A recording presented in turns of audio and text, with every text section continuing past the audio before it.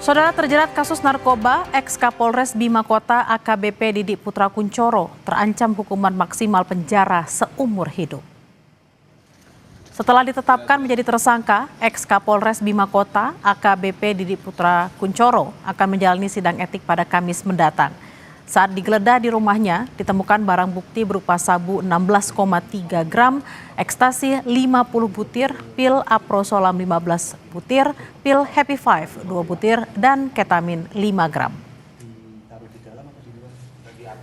Adapun ancaman pidana penjara seumur hidup atau pidana penjara paling lama 20 tahun dan atau pidana denda paling banyak kategori 6 senilai maksimal 2 miliar rupiah.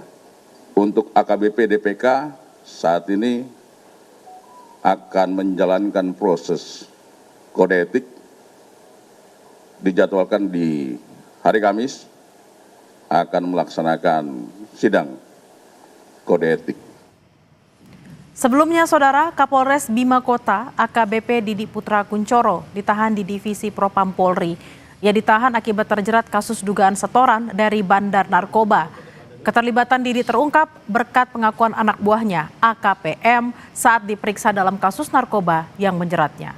Ketika diperiksa, Didi mengaku mengonsumsi dan memiliki sabu. Polda Nusa Tenggara Barat resmi menonaktifkan AKBP Didik Putra Kuncoro dari jabatan Kapolres Bima Kota.